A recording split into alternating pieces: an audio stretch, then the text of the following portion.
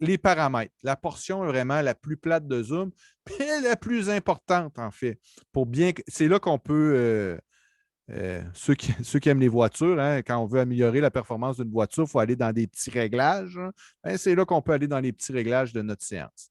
Donc, vous voyez, en cliquant sur les paramètres, j'ai tous les onglets sécurité, programmer une réunion, en réunion de base, en réunion avancée, notification courriel et autres qui s'apparaissent. Ça ici, là, c'est un moyen pour naviguer à travers tous les paramètres en cliquant dessus. Moi, je vais tous les passer en partant de sécurité.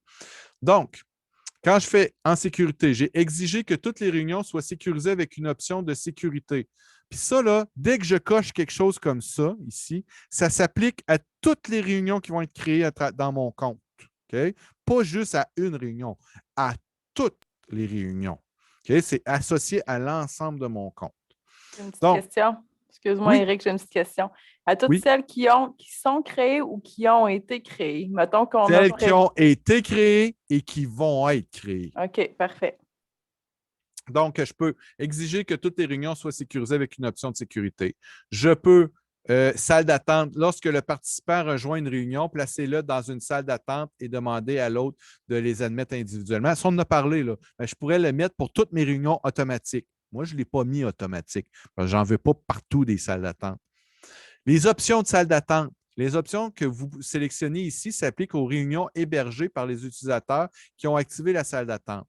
Donc, ici, c'est les messages que je peux mettre, personnaliser la salle d'attente. Vous voyez, là, normalement, là, je pourrais mettre un message. Bonjour, bienvenue au Cégep de Thetford. Merci de patienter, vous serez admis sous peu.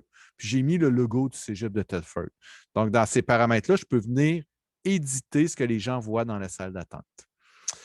Demander un code secret lors de la planification de nouvelles réunions, je pourrais l'activer. Demander un code secret pour les réunions instantanées, je pourrais l'activer. Demander un code secret pour les ID de réunions personnelles.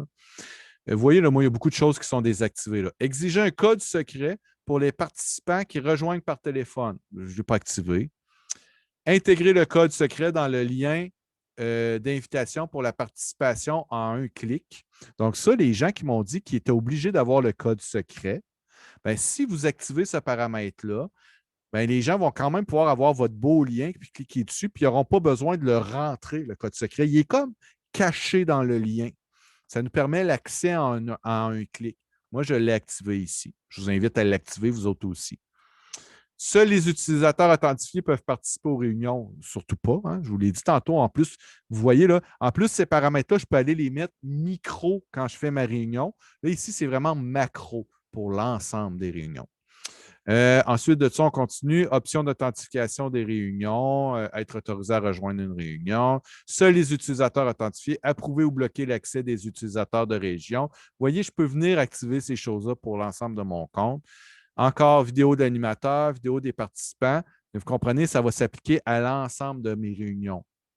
Fait que moi, c'est ce que je voulais. Fait que je l'ai coché ici parce que quand je crée une réunion, il est automatiquement activé.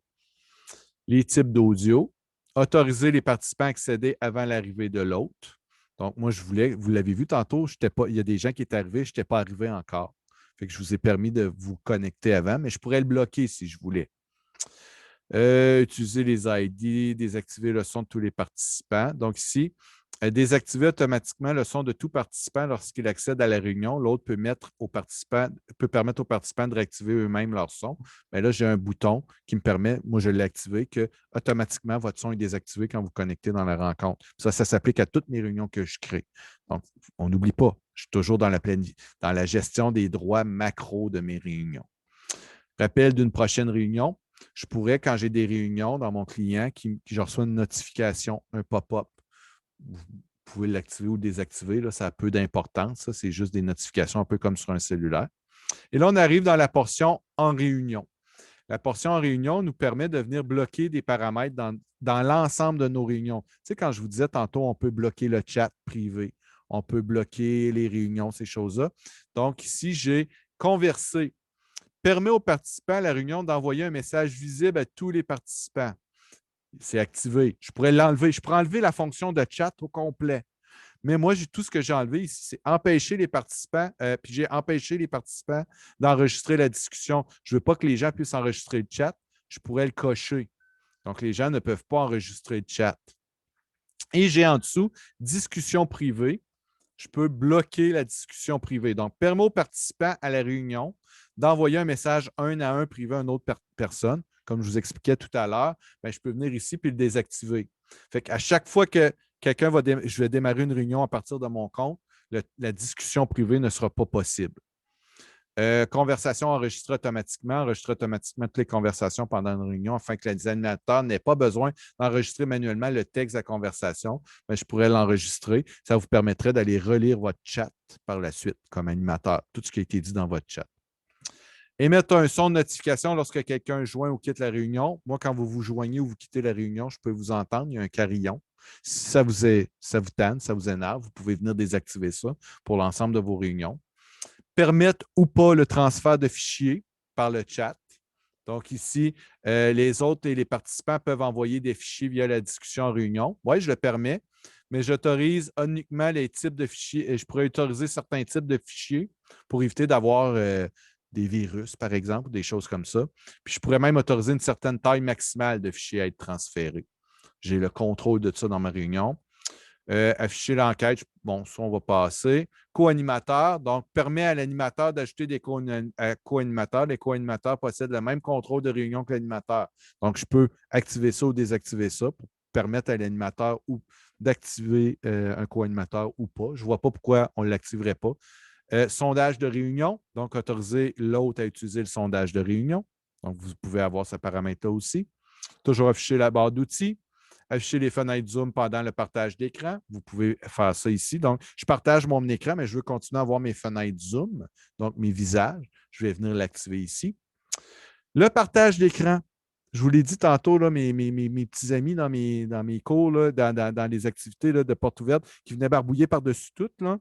Quand je crée une réunion, je viens ici à la fonction partage d'écran, puis je viens dire qui peut partager. L'autre, je veux qu'il y ait seulement l'autre qui peut partager. Si tous les participants sont cochés, bien là, ici, par en dessous, je vais pouvoir venir dire qui peut commencer à partager quand quelqu'un d'autre est en train de partager. Il y a juste l'autre ou tous les participants, ou je veux que ce soit juste l'autre. C'est ici qu'on va pouvoir venir chercher du contrôle sur qui a le droit de participer dans une réunion que moi j'ai créée. Même chose avec les annotations en dessous ici. Vous voyez, autoriser la sauvegarde des écrans partagés, puis seul l'utilisateur qui effectue le partage peut ajouter des annotations. Donc, si je coche ça ici, tout à l'heure, quand je vous ai demandé d'annoter, puis là, il y en a qui m'ont écrit un beau bout, salut, bonjour, blablabla, mais vous n'auriez pas pu le faire parce que c'était moi qui partageais mon écran. Mais si j'avais demandé à Alain de partager son écran, moi, je n'aurais pas pu écrire par-dessus son écran, mais lui, il aurait pu annoter par-dessus son écran. C'est ici qu'on évite d'avoir des, excusez le terme encore, là, mais d'avoir des pénis et toutes sortes d'obscénités dessinées par-dessus nos écrans parce qu'on n'a pas confiance aux gens qui sont connectés dans notre rencontre. Je vais pouvoir venir couper ici dans l'option d'annotation. Ce n'est pas grave si vous ne vous en rappelez pas. Rappelez-vous juste que, puis je ne m'en rappelle jamais par cœur. Là. Les paramètres, on les tourne, puis on fait ah oui, c'est vrai, annotation. C'est là que je viens de désactiver. OK? On retrouve tout à cet endroit-là. Parfait. Merci, Cassandre, de ta présence. Puis la fin de tout ça va être présent aussi en ligne. Bye-bye.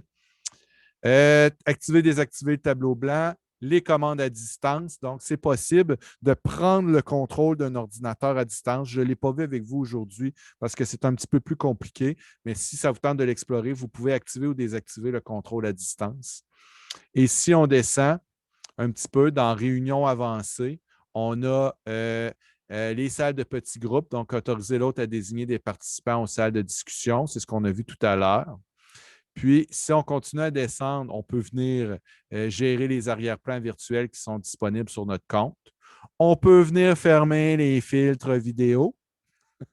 Okay? Donc, si je désactive ça ici, je peux venir fermer les fameux fils vidéo pour éviter d'avoir des faces de chat, que tout le monde se mette des fils vidéo. Donc, je peux venir les désactiver ou les réactiver. C'est comme vous voulez. Et identifier les participants invités à la réunion webinaire, groupe de réponse. Donc, vous voyez, il y a beaucoup de choses. Il y a des choses que vous n'aurez pas de besoin là-dedans. Permettre aux utilisateurs de sélectionner l'audio en stéréo. Vous voyez, là, il y a vraiment beaucoup de choses. Peut-être un élément qui serait important si on descend en bas dans les différents paramètres. On a, je vais aller en bas complètement ici. Donc, privilège en matière d'horaire. Donc, je peux donner droit, je peux attribuer le droit à des personnes de créer des réunions dans Zoom en mon nom. OK? Donc, mais les deux personnes doivent avoir un compte pro.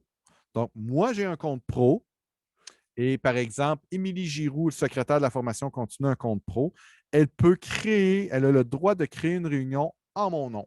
Donc, quand je vais me connecter, la réunion, elle ne sera pas faite sous le compte de Émilie Giroux, elle est faite sous mon compte. Fait qu'on peut être en même temps en réunion, on ne se kickera pas out, elle le fait en mon nom. Mais je dois lui permettre, moi, comme dans mon compte, dans mes paramètres, qu'elle le fasse. Et c'est à cet endroit-là, dans les privilèges en matière d'horaire, que vous allez pouvoir donner le droit à quelqu'un en particulier de créer des réunions en votre nom. Puis juste en dessous ici, je peux effectuer la planification pour quelqu'un. Bien, vous voyez bien, moi, le monde ne me fait pas confiance. C'est marqué au cœur. Je ne peux pas créer des réunions pour personne. Mais j'ai des personnes qui font des réunions qui peuvent en faire pour moi. Ça va, Julie? Oui, c'est bon. Excuse. OK, parfait. Donc, voilà, ça fait le tour des paramètres. Il y en a vraiment beaucoup. Et c'est à vous d'aller voir dans vos propres paramètres, vous avez accès à quoi en fonction de la licence qui vous est attribuée. Moi, là, j'ai le plus qu'on peut avoir. Ça se peut que vous, il y ait des choses que vous ne retrouviez pas parce que vous avez un compte gratuit, vous avez un compte, il y a toutes sortes de plans d'affaires chez Zoom. Là. Ça sera à vous de voir quel genre de compte vous avez et quels paramètres sont disponibles. Mais si vous voulez bloquer quelque chose ou activer quelque chose, n'oubliez pas de vous connecter sur votre compte par Internet et de venir voir dans la section paramètres de Zoom qui est ici, et vous allez avoir accès à tous les éléments. Administrateur, vous n'aurez pas ça. C'est parce que moi, je suis administrateur du compte Zoom du Cégep de Thetford. Fait que vous ne verrez pas ça. C'est normal, ça ne sera pas disponible. Voilà, ça